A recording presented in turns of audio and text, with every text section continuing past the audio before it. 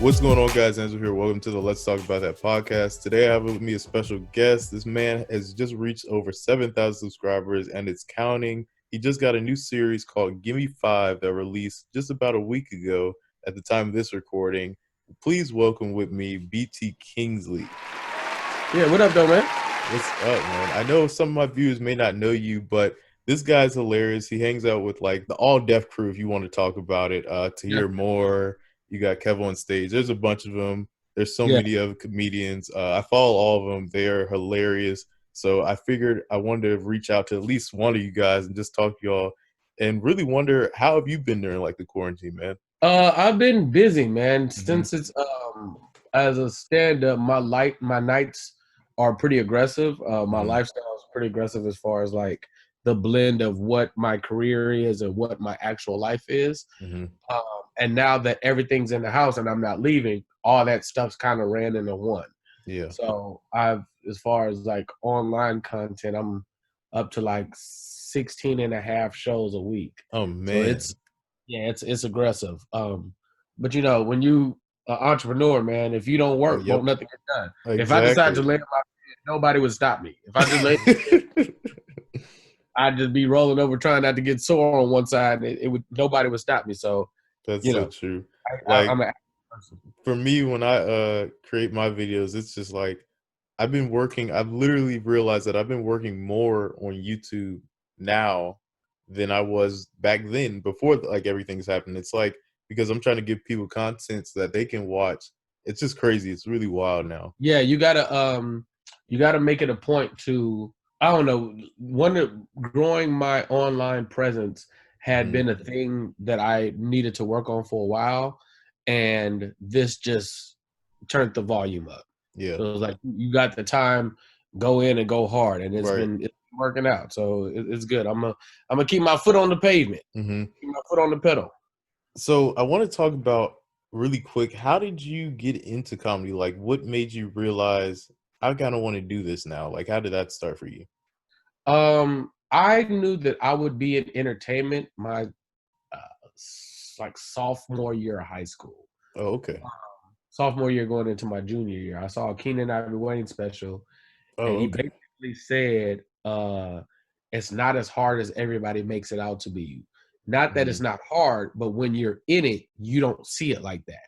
Like, he was like, yeah, I was sleeping in my car at the time, but same night, all I was thinking about is I have a show with Eddie Murphy that night.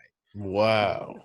He said, you don't what, when you look back on it, you're like, oh, I was really going through it. He was like, but at the time, you don't really correlate it like that. And that makes sense.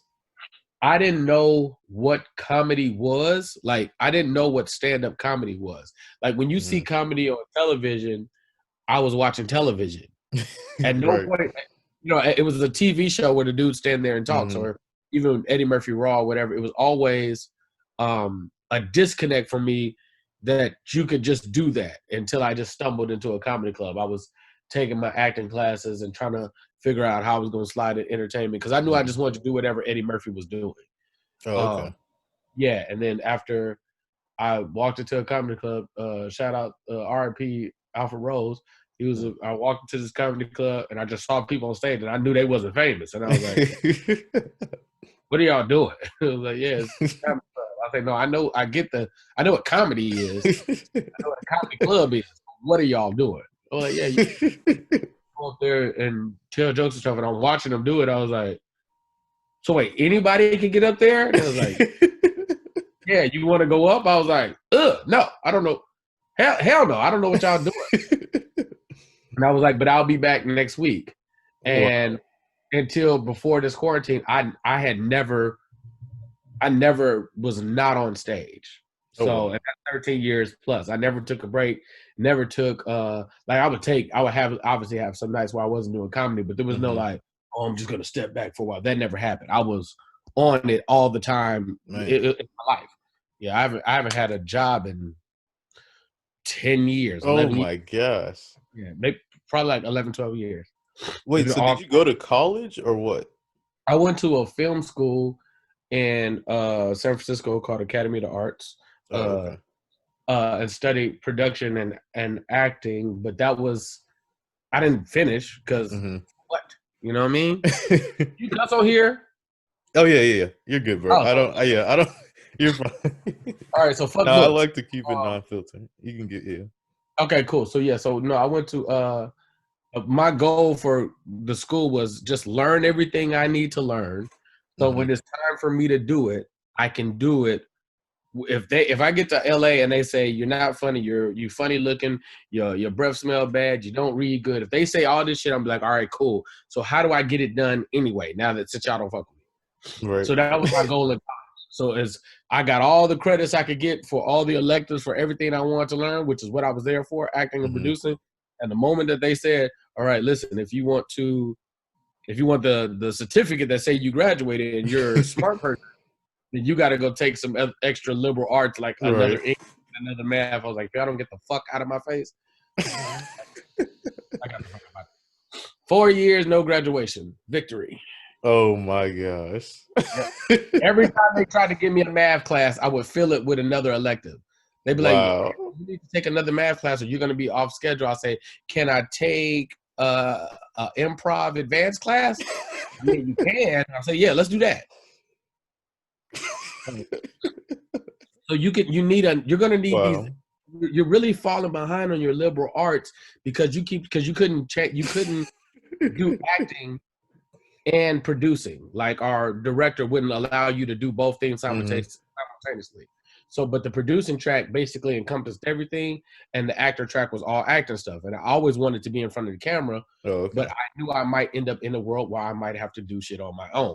So I was like, I would take like a acting class and a writing class, and then the next semester I would switch it to directing and cinematography, and then next semester I would switch it again. And then the counselor would consistently be like, yo, listen, one, you're not taking enough classes. Two, you need to start taking some liberal arts classes. I'm like, no, I got you. I never took that shit. Shit, fuck books, cuz I'm out. Oh my gosh. So, shout out to TahirMoore. His wording is hard. That is just grown like crazy. And I know you have your new series called Gimme 5. How did you come up with that? Because I remember you said we had filmed that prior, but you redid it type of thing. So what happened with that?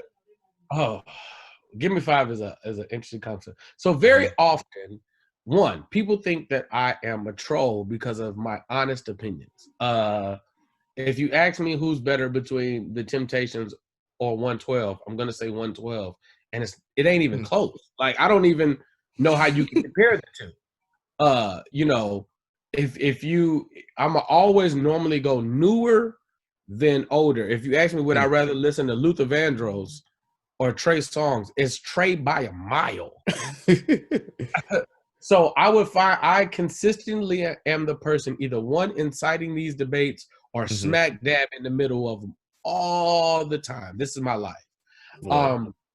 So I basically shot a version of this show at a much lower quality. It was like 2 DSLR cameras. Tangerine was still there, the 5 people, but the semblance of the show had slight differences, but I shot like 6-7 episodes. They're on some laptop around here, terrible, because the dude that was filming the show, he was laughing so hard, he wasn't watching the camera. Oh my gosh. The camera is just like sliding because he's like, I'm like, dude, you're not. It's just really no tripod. Like what? He was on the tripod, moving. It was really, really bad. Wow. And the room and the aesthetics weren't good, so on and so forth. But I knew it when I shot it the first time. I knew it would work. Going in, I knew it would work, and I was just like, "Yo, we need to make a semblance of it." So fast forward to maybe like 5 or 6 years later. Now, mind you, I had this conversation with a couple different of industry people. Agencies, management, networks, everybody. When I would go on the pitch, this would be one of the ideas. Like, yo, listen, I got this idea. It's called and they just wouldn't get it for whatever reason. Maybe it was on me and my explaining that they would not get it. Fast forward to me having a conversation with one of the EPs on the show, and two of the EPs. Tony Spires and Good Luck Road Films, Mark Weston. It's like I was like, when I explained to him, I'm be honest with you, they still didn't get it.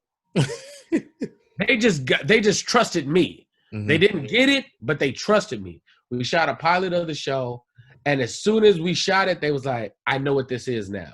We need to change some things. Mark was like, we need to change some things to make it be received the way you want it to be received. But because it was coming off, the show was coming off too highbrow, too intellectual. It was like way too intellectual. It was like, oh, let me tell you my top 5 movies. Okay. And it was all fact. I was like, no, I want the ruckus of the debate, and I just want you to capture that. So that's why we talk over each other. That's why there's people in the space. There's that was hilarious. People walking around the background. I was just laughing every time. It was just like, it was literally like you were in someone's house and like people just talking like you're at a party or something. Like people were just sitting out at a debate. I like how you did that. Like that's really cool. Yeah, it's supposed to be a controlled debate, but yeah. So we shot the episodes, and then I live in LA, man. There is a workflow of like you create something, and then yes, I can just put it on YouTube, but this show is not cheap, so it's like whether it be BT or Fuse or Complex or Facebook Watch or NBC, somebody might want it. So you go through the processes of seeing who wants it. And we was in talks with quite a few people. And I just, when the pandemic happened, and Tahir had shot the show with me a while ago. And I knew what he did on that episode. Wait till y'all see the other episode. I was like, that's one of my favorite moments throughout the whole season. But trust me when I tell you, the show's chock full of those. There's and one of the things that kept being consistent is they wanted me to scrap what I did. Like everything you shot, just throw it away. And I'm like, what the world? So let me get, and I'm like, y'all haven't even seen it, you guys. Yeah. Like y'all didn't see they never saw the Tahir moment. They was like, yeah, we don't need to see it. We'll just shoot it again. I was like, no. You can't recreate what happened. Right, exactly. What happened is what fucking happened. and that's now mind you, I have rules to the show. The show is you're supposed to be able to lock in one pick, and you're supposed to be able to steal one pick. But there's always been this thing that the moderator gets to kind of do what they want. Yeah. Different moderators, but Tangerine is just, she know what she family, she ridiculous, and I love her. So she just be doing shit sometimes. And I'm irritated that she did it because I wanted to eventually put my list. But I also, it created this moment, and I'm like, come on, bro. Like, it's when I watch, every time I watch it, I laugh. Right. It's just hilarious. It's watching Tahir quit the show. Oh, yeah. He crossed his legs. You can't buy that. And when they're telling me so I did a premiere for a totally different episode. I ain't even sure that episode when it aired. That's the first time it's ever aired. I did I rented out a huge like Hollywood studio to like invite industry and like people out, and I showed a totally different episode. I showed top five black movies. Oh wow! And every industry person was like that's when the feelers went up. Like, this is the most amazing, captivating thing I've ever seen, because they had never been to a premiere that was that engaging, because as soon as a premiere starts, naturally you start watching the show like, what's getting left off? What would I pick? Wait, y'all forgot about this. Y'all didn't say this. This person's stupid. This person's smart. At the premiere, people were booing at the screen. That's a stupid pick. I was like, that don't happen, bro. Right. It don't, and it definitely don't happen with Hollywood elitists. We're also talented type. So I talked them into letting me release it. They set benchmarks for me. They was like, listen, man, because that's the other thing. I don't have the all deaf love, because I know everybody over there. Right. I love everybody over there. I just didn't go over there and do the stuff all the time. So that crowd's not totally familiar with me. Yeah. So I didn't have the numbers. I was going to say, I found out about you. I didn't mean to cut you off, but like I found out about you because of like Tahir's like Zoom with the homies. Yeah. And that's when I first saw you. And then I was like, what is this Count Dracula thing going on IG Live? And that's when I started really like following you. And I was like, oh man, this guy is hilarious. And the more I was in with the homies, the more people I found. So yeah, that's kind of really how it happened. Yeah, and mind you, Tahir's my dog. Like Mm-hmm. we ain't got nothing to do with comedy. This is my boy. Mm-hmm. So one, wording is hard is a beautiful thing. So as of the top of this year, I basically stopped leaving LA as a comic because I was a road comic. Like I'd be on the Mm-hmm. road touring or whatever, and I was like, I gotta be in the city more. And it's for reasons like wording is hard. When Tahir calls me like, yo, this is what we doing, this is what we shooting. Dog, yes. He'll tell you Right. when he was shooting, he was like, hey BT, I might have to move you to this time because so and so's yes, bro. Whatever you need to make this easy, I got you. Not knowing what it was gonna be or nothing like that. Right. Just because you my boy and I know what producing is like. And you were there for me. When I Right. called you, asked you to come do this episode that y'all now saw a year ago, nobody had knew. I shot that episode. We shot last year, June 11th, 12th, and 13th. Oh wow. So that show's been sitting on my laptop for a year. Man, you see what I'm saying? that's So it's crazy. like, but at the time when I shot it, I might have had 300 YouTube subscribers. So like it was like growing it out. So once I was at like, I think when I started the campaign, I might have been at like 14, and I was like 1,400, and I'm like, all right, y'all gotta let me release the show. And they was like, man, we don't know what it's gonna do. Yeah. With your numbers being so low. I'll say, okay, look, if I can get it to 5,000, give me 5. I said, if I can get it to 5,000, let's let the show go. I said, all right, let's see if you get to 5,000. And Tahir helped me push through that. I was going to say, because let me tell you, I'm just about to hit like 3,000. And the only reason that's happening is because I'm pushing out content like how Tahir's doing. I mean, Tahir was lower than, he was at like 3,000. And all of a sudden, I just remember he was at like 20,000. It was 30,000. Now he's about to be at 60,000. It's crazy. Yeah, once you hit the 10, and then I can only talk about for Instagram. Once you hit the 10, the 10, 20, 30, then the goal is at 50. It's not even really 20. Once you hit the 10, then they kind of knock themselves out. But you got to be consistent. You got to keep knocking out content. And it's just a lot. But now I've had the time and the energy to do it. So how did you, I wanted to ask this part, but why didn't you just film it yourself instead of, I guess, like wasting the money to get like a huge company and then just like sell them the thing? So there's two things. One, I have a production company. So, but that partnership is more recent and lucrative. Okay. And I want to be the liaison for people's ideas. So if you have this idea for this grand thing that you're trying to do, I want you to be able to come to me and we put out your vision. I'll give my input and so on and so forth. But that was one of the things that was happening with when the other companies were coming in saying, yeah, we don't want it. We just want to shoot it over again. I'm like, by default, you guys are kind of shitting on my production company because you're saying the show don't look good enough. And I know that's not true because I know Gimme 5 look better than a lot of stuff on television. So right next to that is shooting it yourself. Buying cameras and shooting it yourself or shooting on your cell phone this is a more aggressive technical conversation. One, if you're shooting it on your cell phone, it's going to always look to a certain quality and lighting if that's what you're getting. Two, buying cameras is kind of pointless unless you plan on working them. Let me tell it. You'd be better off paying somebody who knows cameras, right? Like I can edit, but I'm not an editor. I can shoot stuff, but I plan on being in front of the camera. So rather than buying cameras, I'd rather have somebody who works cameras. So as a production company, yes, there's cameras and a crew, but the people that are behind it know every little knob and what it does and the lighting. That's their life. That's what they love to do. I figured, I was like, because for me, I kept wondering because I'm the one who's always filming and editing. And that's why I was like, why does he not just like, but now it makes sense because I keep forgetting like not everyone knows how to edit. So that's crazy. Now, mind you, I know how to edit. I know I edited all my sketches. I know I went to film school, so I know how to do this stuff.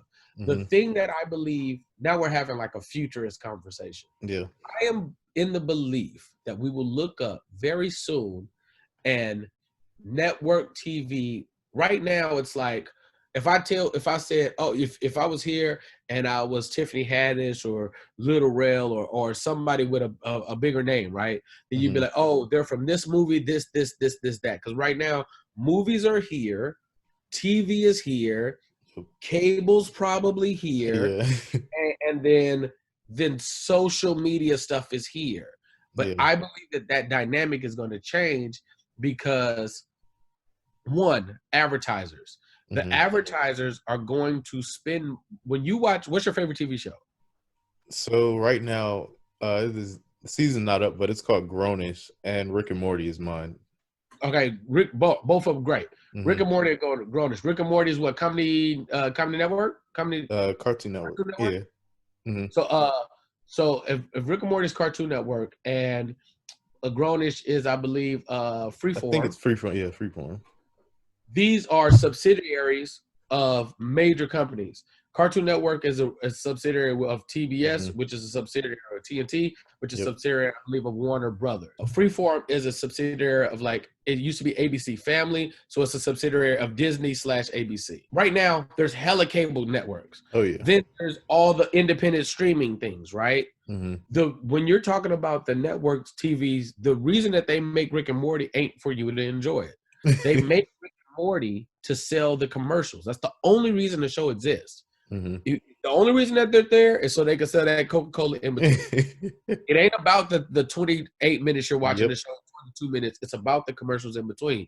The problem is we don't watch commercials. We're watching. We're the fan. We're trying to watch the show. We try to watch it on demand. We'll record it and then fast forward through the commercials. So then, if I'm an advertiser, if I'm Coca-Cola, how do I get you to pay attention to the show? Well, there's a bunch of sneaky ways to do it, but the way that you see the most commercials now is YouTube, Facebook, even IG now. I am in the belief that in the next couple of years, we will look up and the content creators will be the majority because there's too many of us. See, back in the day, it used to be a lot harder and a lot more expensive to do the stuff they're doing in network, and they can't control us anymore.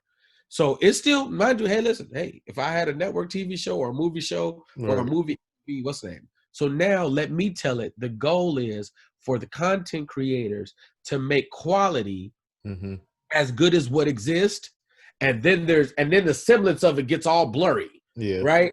So then if Gimme 5 looks as good as anything on Fuse, anything on Vox TV, anything on, like, if I could get it to look damn near as good as Wildin' Out does, not be as good, because creativity is that's the eye of a beholder thing. I mean, does it look like I didn't shoot it on a cell phone? Does it look like it was lit correctly?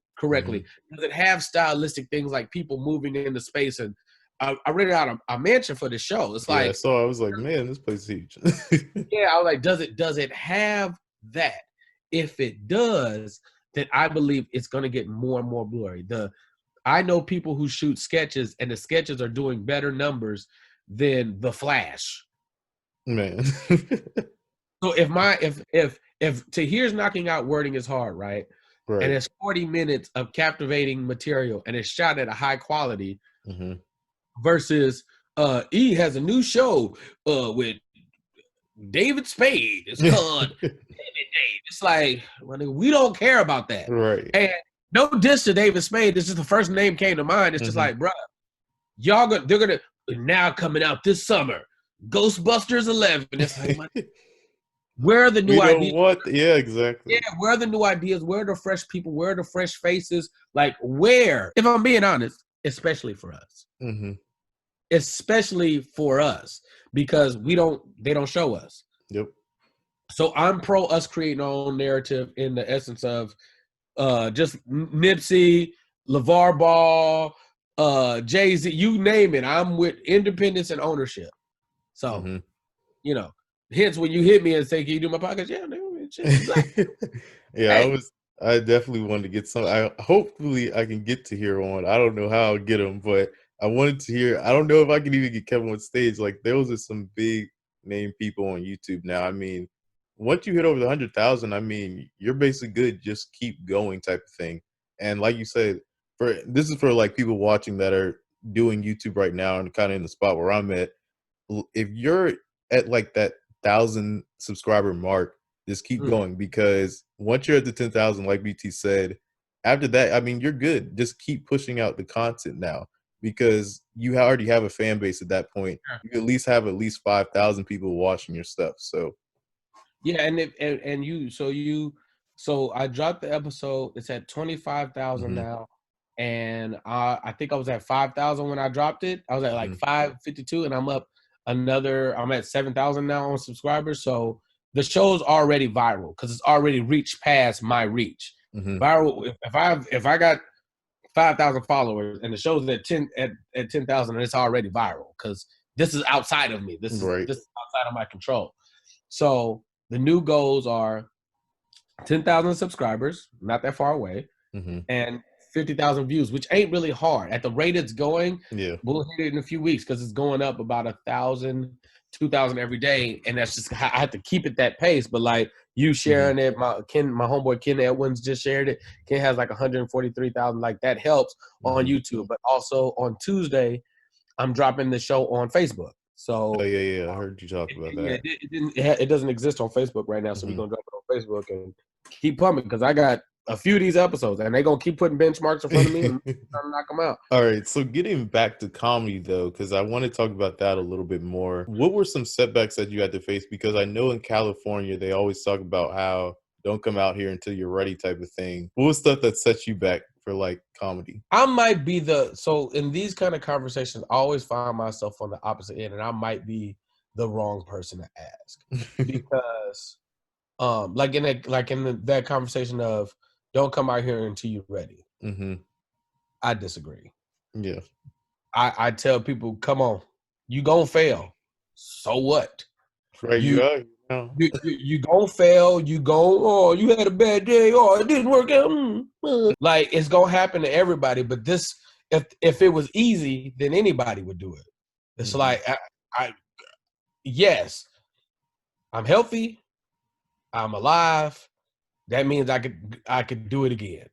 And you just keep the goals, you keep what's right and maneuver and pivot as you need be. But like, I'll give you an example. Humbly speaking, humbly, not humbly, take it how you want. I was funny when I moved here, right? I wasn't a brand new comic when I moved here. I was 8 years seasoned, had headline shows, had been touring the country. Like I knew how to rock a room before I got here. But there's a process in LA for getting on the stages. Now, mind you, there's different versions of LA Hollywood, right? There's the major stages. There's why people move to LA. The Laugh Factory, the Comedy Store, the Improv. Honestly, the ones that aren't as noticed but are a little more off the beaten path but also count are Flappers, I guess, maybe even the Ha Ha, Comedy Union, Comedy Magic, right? Not in that order, but those are the clubs. These clubs are the main clubs. They're also the hardest stages to get on. So you could be a comic and they just don't know you. They're just not familiar, right? So then once that you get your chances and you do well, then you'll get more chances, whatever. But there's a growth period for them to be familiar with you and so on and so forth, right? So you have to trudge through the waters of people knowing you, right?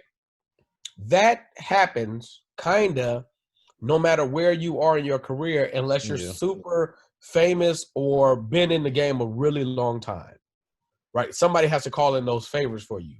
But let's flip it. Let's say you came out here and you had never did comedy a day in your life. Well, if you started here, you wouldn't be good yet, right? You technically wouldn't be ready, but you would be bypassing the speed of how long it takes for people to be familiar with you so they already know you. So I know comics that hadn't been doing comedy as long as I have, that have kind of basically caught up, if you will, to experience because their credits match my credits because they've been in LA however long they've been here, growing it in LA. Because the thing about LA is iron sharpens iron. It's tough. It's the best of the best of the best of the best. So if we're talking stand-up specifically, you name the best comics, they be in LA. I've had to do shows behind, you name them, I followed them. I followed probably everybody except for Dave Chappelle. Oh, okay. That's the only person I never went on stage behind. That's because they will traditionally go last. I've had to go on behind Kevin. I've had to go on Oh, behind wow. Mike. I've had to go on behind name them, and I've had to go behind them probably, and or if not me, then me or Jace, like Mhm. somebody in my position, a Tahir, a Tony, you know what I mean, somebody that's Yeah. not as famous as the person in front of them. Like we all have these stories. If you, it's let me tell it. My logic is, I live by two things when it comes to stand up. Hey man, go do the fucking set, bro. Like that's number one. Go do the set. If it's two people in the audience, go do the set. If it's the most packed audience you've ever seen in your life, do the set. If it's a TV taping, do the set. If Chappelle's watching in the front row, do the set. If there's bad bitches there, do the set. It don't matter. Mhm. Do the set, bro. Just go do the set at the best of your abilities every time.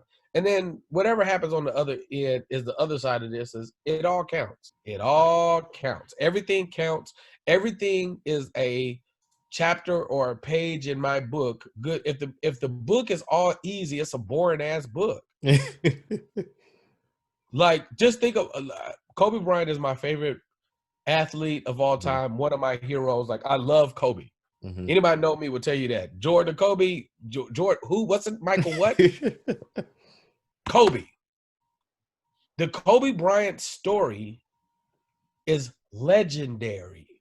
Mhm. Lord, I'm not even, this was before he passed away. Yeah. Before he passed away, he was the 13th pick. Right. I don't know if people get it. Kobe came straight out of high school. And there's other players that come straight out of high school. There wasn't hella guards Right. come out of high school. So you're talking about a guard going 13th, playing with Shaq, fist fighting Shaq, saying I don't want to play with this dude no more. I'm a champion on my own. Being able to be a champion on his own. 81-point Nice. game. Like Colorado. Like there is turmoil in this story to final season, final game, the Achilles tear, walking off. Like hitting the free throws that puts him in the playoffs. Like the when he goes losing to Boston, Mhm. beating Boston, Right. final game of his career after a horrible season, 6 Right. points, bro. 60 You can't write this. His story And was like just made. It was just crazy. It was like he really did basically everything. And when he did pass away, it was like he was hitting like his next chapter in life where it was like he wanted to because he spend had got time an with his Oscar family. after the Yeah. 60 Mhm. points. Yep. Had got an Oscar, was heavily promote, was gonna basically Mhm. be the face promoting the WNBA and female basketball Yeah. and a beautiful daughter and a family, and then Mhm. a horrible tragic accident. Yeah. It's all just Yeah. chapters in the It's story, bro. crazy. You name the legends, and have the chapters have beautiful ebbs and flows. Mhm. You Richard, you name them, Yep. you Tupac, you name them, Nipsey, you name the legends or the Yep. people we revere the most. There's the high positives and the high negatives. So I say to anybody who's thinking about the move or pursuing your dreams, it's gonna be hard, bruh. Mm. So what? You know what else Would is hard? Living a life of mediocrity and never like that's way more scary to me.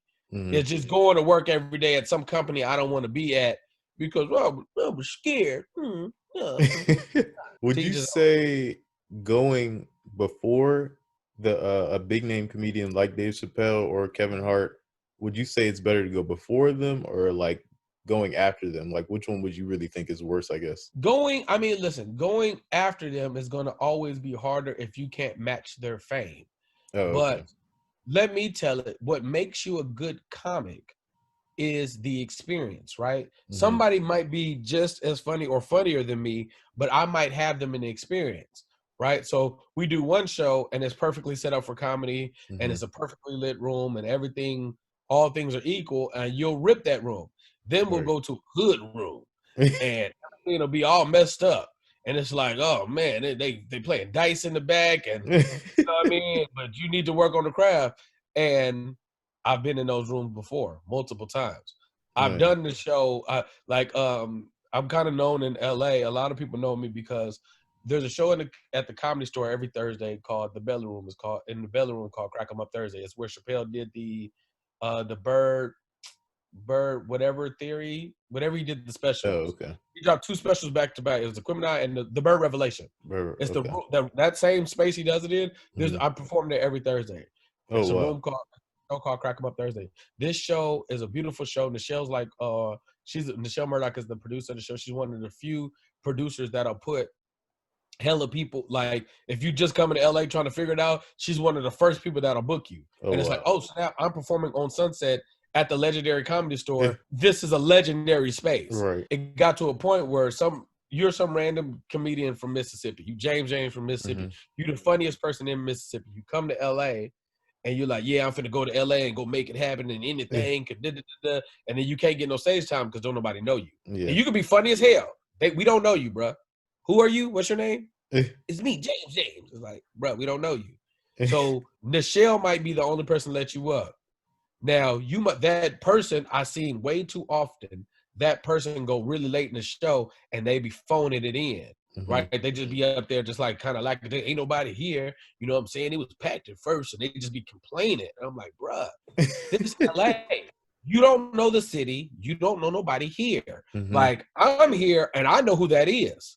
I know who that person is, and they actually book TV shows, and that's an agent. But while you in here talking shit about how ain't nobody here, you didn't get no material off. Do the set, bro.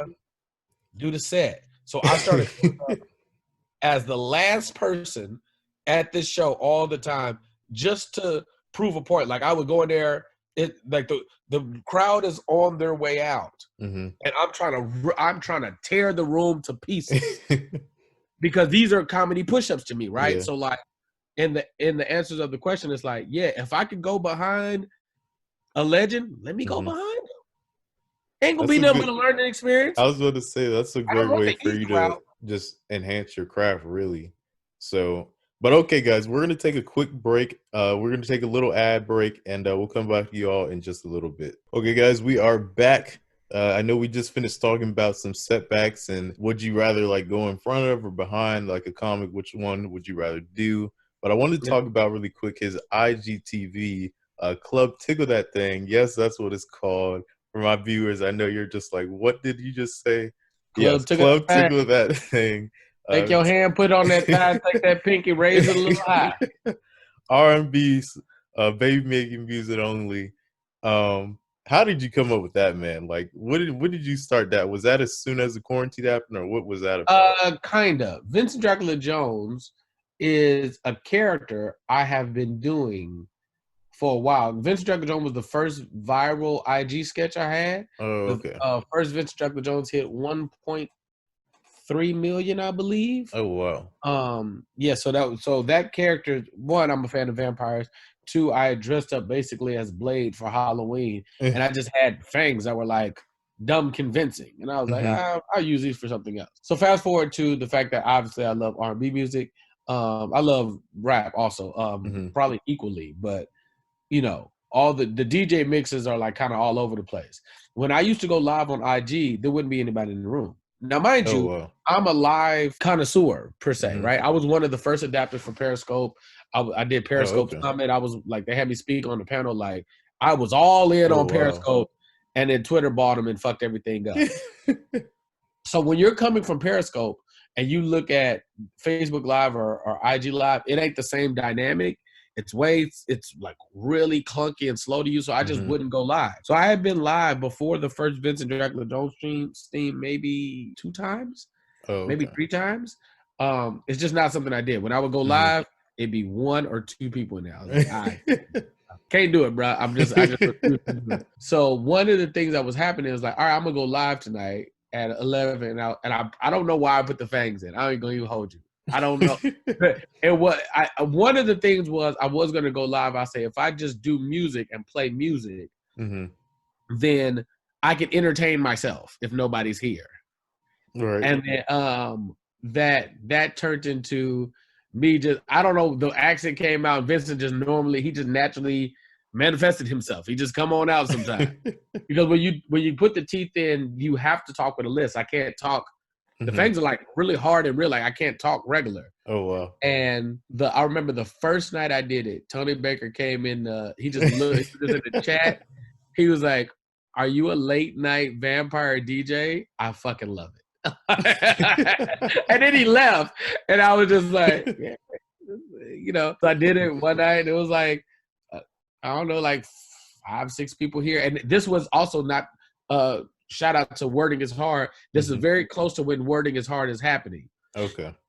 So people are starting to also new discover me. And then you know, now we do it every night. Yeah. No less than 5 nights a week, sometimes 6. I never do Sundays. Yeah. I never do Sundays, and I've been very often taking Mondays off. But the interesting thing is now it's like a cataclysm of like a lot of different worlds for me. It's like people that are day one adapters of Vincent Dracula Jones, people from Wording is Hard, people that are just my regular IG people, comics, and people that I consider family that I mess with, and then like my old crew of people that I used to club promote with. But they're like all in the same space at the same time. So it's very, very fun. It gets crazy in there. For anybody who might end up partaking, there is in this virtual club, there's sex, there's cocaine, there's heroin sometimes, and Molly, and people getting the head. Shout out to Sabrina Sith, Tony Breaker's girl. Yeah, it'd be crazy. Women getting superhero costumes and masks. Women twerking and pouring honey on their titties. It get aggressive. Man. And oddly enough, the funny part about that is full circle Giles is it all counts. When some of the sketches that I would shoot would have a very scantily clad feel to them because, you know, I never shit on women. I'm never negative, but if she thick, then we gonna, hey, listen, she thick. And that would kind of be a thing. And I remember having multiple conversations about people like, where are you going to find an audience that messes with you in this space? Because, you know, it's not Sesame Street. It's like, it's so grown. And I was like, listen, man, the people that's going to mess with me is going to mess with me. Right. So now my crowd, the people that mess with me, the Kingsley crew, is aggressive. And it's women, and they just grown, and they just own their sexuality. And it makes me so happy. So dude came into the thing, brace yourself, children listening, and cover your ears. Okay, so I did this thing with Craig Smith where on like his YouTube live. The people that mess with Craig know Craig from Roast Me. So they're roasted. Now I'm not just somebody who just roast like naturally like that. That just ain't my vibe. I think it's hilarious. I think it's more funny when people do it to me. Like I laugh if it's funny. But I'm just not I'm not a roaster like that. Craig is the roast master, right? The dude comes into my live and he starts roasting, but he don't understand the space. He's just, it don't make sense for the space. So he comes in and he was like, shut up, man. You like werewolf, not a vampire. And then everybody, then the comment right after that is, come here, lay down. Let me sit on that dick. And it was like, none of the conversation. He was like, then he like, yeah, with your big head ass. And he was still trying to roast, and he was like, the next comment is like, wait. So you kind of jamming, brother. Like, so then he requested a song. He was like, oh man, that's all right. Wait, what y'all doing in here? Like that. I watched him get converted. This is my favorite one. About 2-3 days ago, somebody that knows me from stand-up. They never been to the club. Now, by this point in time, we three months in. And he come in on the late when they get aggressive. He like, I'm 30, 40 minutes in. So we fucking at this point in time. Like it's a full orgy in this club. He's like, oh, what's up, BT? I'm just like, yo, what's up, man? He says, man, wait, what did I walk into? And these are his comments back to back. Then somebody else says something, and then he says, he was like, wait, are y'all in here sexting? One of the girls from the chat, I don't remember who it was, like, shut up, nigga, pull your dick out. I'll say, yo, bro, I have the best chat ever. Like, they're the greatest. The Kingsley crew is the great. Because here's the flip. When I go to I go on Twitch right after Vincent after Club Ticker that thing. I go to Twitch. They do the same thing in the Twitch. Yeah. So They're people that crazy. are on Twitch just watching video games and just bouncing back and forth that are just Twitch fans, they see there's like 40 people in here and they're like, what's going on in there? And we be talking like that. They're like, wait, whoa, what did I walk into? It's a good time. I love them to death. Shout out to the Discord and the Kingsley crew. You guys are the greatest. I was gonna say, keep it up with what you're doing, because like it's just hilarious. Like every time I watch it, I'm just like, it's just a good time basically, and just everyone's laughing. In like 3 years, where would you want to see yourself? Ooh, 3 years. Okay. 3 years. Let's say I'm talking specifically at the end of 3 years. I would love to be releasing my second independent film, because my first one's shot and done. I'm just working on audio stuff right now. Because as soon as Gimme 5 is finished airing, then She Wins is up next. 3 years, I would like to be going into season 4 or 5 of Gimme 5.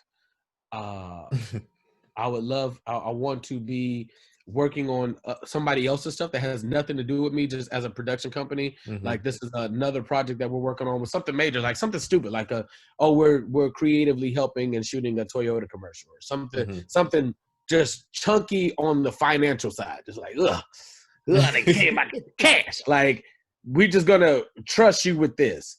I hope to be negotiating deals that like I want somebody to be trying to stop me from leasing Gimme 5. Like, come on, listen, we'll just pay you this. And I'm like, I don't really like that number, y'all. Y'all made me grinding from the beginning, and now I'm this many hundreds of thousands of followers in, and who needs you?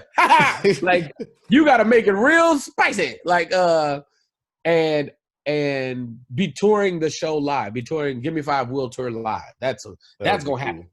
That'll happen. So in the next, hopefully that'll happen by, let's say, in 3 years, it'll have moved to theater, going into the arena space.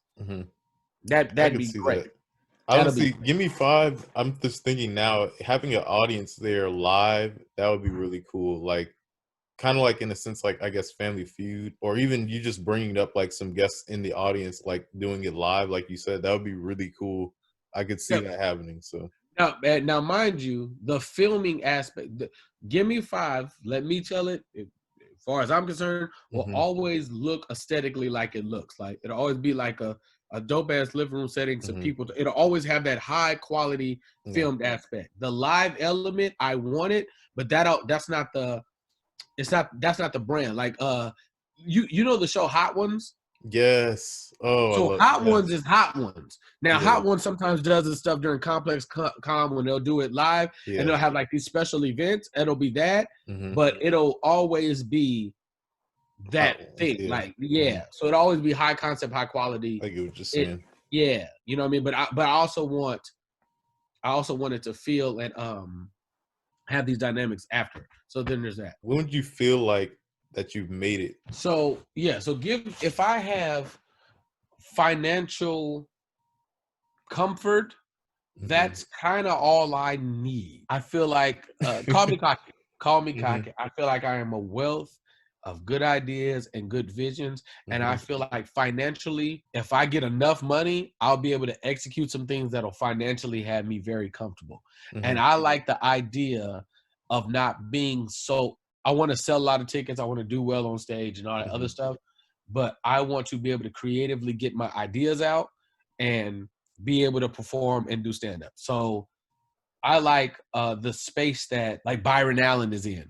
Byron Allen's probably the richest comedian, but he's not the most famous. I like the world. He could probably go to the movies and nobody bother him. You see what I'm saying? If for that matter, if the movies are still a thing in 3, in however many years, I love and I would love to be able to help my friends be able to get their ideas and visions off, or independent, not even my friends, but just like people that just need the help, or like even like so that would be making it for me. It's like once I could start helping people that I know with other visions, like see their visions through, that's a good place for me. I would love to be doing the TahirMoore, like my production company be shooting TahirMoore's like his sitcom or Oh yeah. a pilot for them, or in conjunction with another production company like Transit or whatever to work on some projects. Like that sounds beautiful to me. I like the position like Jermaine Dupri sits in. You know what I'm saying? Because everybody respect Jermaine, but everybody's not always clear on what he done. And then when you start talking about what he did, you have to be like, realize you're like, oh, yeah, I get what you're saying. That's yeah, that's a nice position to be in. You're just like a fabulous, yeah. like a Royce Fire where the work is respected and there's an understanding. Your name comes up and they're just like, yeah, no, Busta he has done Rhymes. a lot. Yeah. Yeah, it's like, yeah, you know, that guy was doing his thing. I mean, listen, because then, you know, number one is a great spot, but I don't strive for number one in the fame space, because that means I got to be on at all times. It's exactly. like, I believe I could get a lot more done when people don't. I believe you could slice a lot more throats if people don't see you coming. Sneak up behind them like, oh, well, hey man, you know, you know. All right, man. Well, where can they find you at on all your platforms? Go ahead and ramble all of them off for you. So really, really easily, you guys. Go to my Instagram at BT. First of all, I'm at BT Kingsley on everything. Go to BT Kingsley. Go to the bio. In the link in the bio, there's a link tree that has everything. Very simple. Go to Instagram. The link in the bio has everything. Yes, I'm on Twitter, barely. Most importantly, are YouTube, Discord, Twitch, Facebook, Instagram, I guess. But really that YouTube is number one priority right now, and Discord and Twitch are like a heavy 1A and 1B. I love Twitch. I'm on Twitch Thursdays, Fridays, Saturdays, and Sundays, late night. The YouTube was where all content will be. What's the name? But even more important than all that, Discord, which I'm going to go out on a limb and say I'm probably one of the few people that's brought up Discord. And if it goes the way I think it's going to go, Discord's going to be very, very, very, very powerful for everybody because of the control. Discord allows for me to be able to talk to the people that mess with me all at one time. Not this weird ass algorithm where you can only talk to this many. No. It's my server. We're in control of it. We don't have no filters. We can say what we want. We kind of do what we want. The only thing I can't do on Discord is upload content. That's the only thing. Yeah. You have to use a link or something if you want to. Which is fine. If I could just say, hey, 1,000 people, 50,000 people, 50 people, 100,000, 20 million people, hey, you guys, go. We going to be over here. And I say, yes, Kingsley Crew, we going that way. Yeah. Discord, a lot of people didn't know about it. I knew about it because I did production like with my church and whatnot, and we used it so that we could communicate and whatnot, make sure everything was good for like this next Sunday or whatever. And then I started seeing a lot more people use it. I know Kev, that's when I started like using it more, when Kev on stage had it. And I think Tahir and them have it too. So yeah, definitely check out all his stuff, guys. Thank you all for watching. Thank you for being on, BT. It was a pleasure having you. Man, you keep grinding, brother. Keep grinding. This is a benchmark. At some point in time, you'll be at some huge radio station and be, you know, Joe Rogan who. And everybody had told you no, you know what I mean? You got to assess how you want to talk to them. But, you know, hey, man, we out here, man. You just keep working. One foot in front of the other. Please give this video a thumbs up. Remember to subscribe and enable post notifications if you want to join the O Squad. And until next time, you guys, peace out.